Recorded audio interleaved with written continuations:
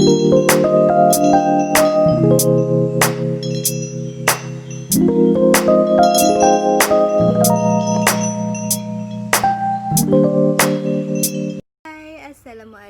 My name is Nur Shahida binti Magani. So today I would like to share with you guys the impact of COVID-19 on Islamic finance and banking. Coronavirus disease, which is COVID-19, is an infection disease caused by newly discovered coronavirus. Most of people infected with the COVID-19 virus will experience mild to moderate respiratory illness and recover without requiring special treatment. The virus was confirmed to have reached Malaysia in late January 2020 when it was detected on traveller from China arriving in Johor via the Singapore on 25th January. Following the outbreak of COVID-19 in Mumbai, reported cases remained relatively low at first and were largely confined to imported cases until localist cluster began to emerge in March 2020. The largest cluster at the time was linked to the Tabligh Jamaah religious gathering held in Sri Petaling, Kuala Lumpur in late February and early March, leading to the massive spike in local.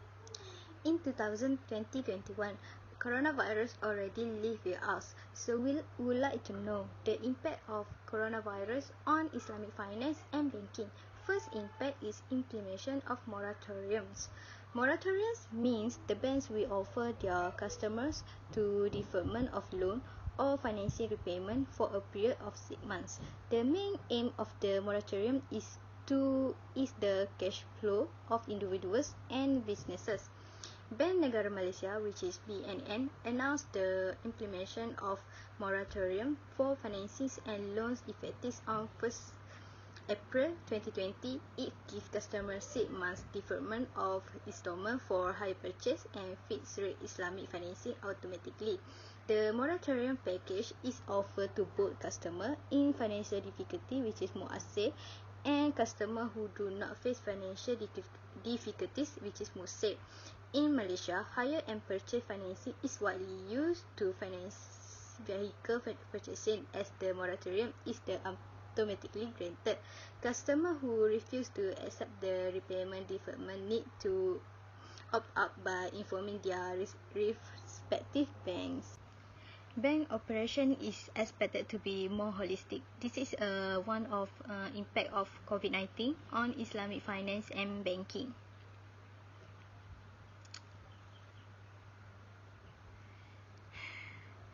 In the case of Islamic banks, the integration of social impact into banks cooperation is expected to be more holistic. This is because helping the community is supposed to be embodied in Islamic banks establishment.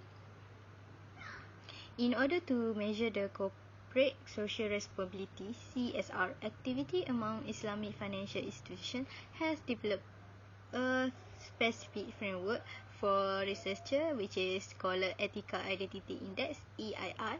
The EII was formulated based on the understanding of underlying philosophy and the value which become the basic operation of Islamic banking institution. CSR activity is formed significantly by Islamic banks in the Gulf Cooperation Council (GCC) religion and other parts of Muslim countries. Most of Islamic banks pay zakat deducted from their net profit to assist poor and needy people in Muslim community. Takaful industry have further expanded. It is one of impact COVID-19 on Islamic finance and banking. Through hit by COVID-19 pandemics, the takaful industry has further expanded in 2020. The industry key factor demonstrate significant growth with family and general takaful premiums in the first half of 2019, up to 29.6% respectively compared to 12.2% in conventional life in general insurance. Malaysia has a strong growth of takaful vast difference exists in insurance or takaful penetration, with different product types generally target each market.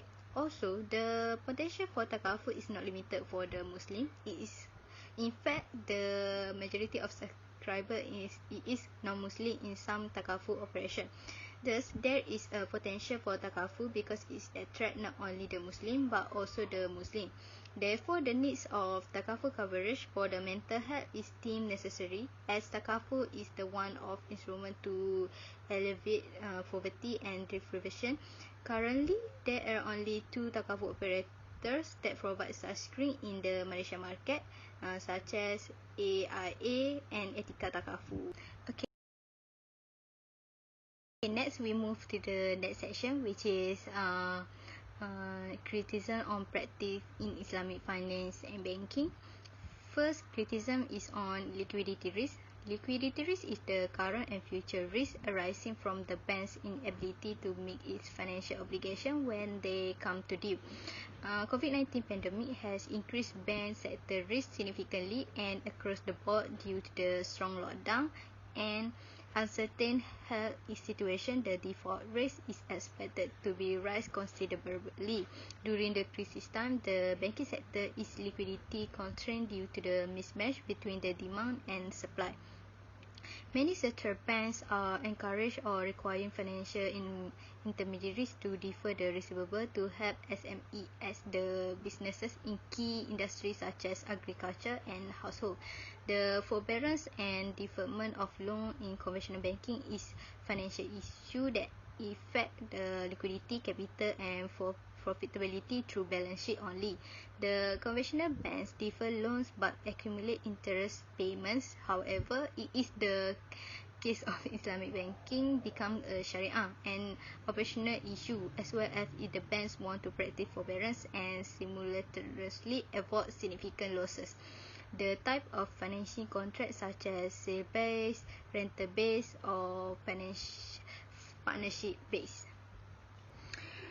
Next is criticism on market risk. Islamic banks are especially exposed to market risk due to the prevalence of asset-based financial contracts and transaction. Market risk arise from adverse movement in asset price that affect the valuation of on and off balance sheet exposure. Exposure from inventory can be particularly large for Islamic banks, which tend to hold considerable inventory of commodity to pre-enter future sales contract or fund trading in active market for equity-based transaction. Selling a murabaha or salam contract expose the bank to risk of decline in the future market price of the underlying asset, which would reduce the expected rate of return. Credit and market risk interact if an Islamic limit inventory risk from special sale. Engage in multiple salam contract expose the bank not only to credit risk for the first salam contract but also the market risk from any offsetting salam contract. The last but not least, the best way to prevent and slow down transmission is to be well informed about the COVID-19 virus, the disease its causes and how it spread. Protect yourself and others from infection by washing your hands or using an alcohol-based rub frequently and not touching your face. Stay safe. #kita jaga kita.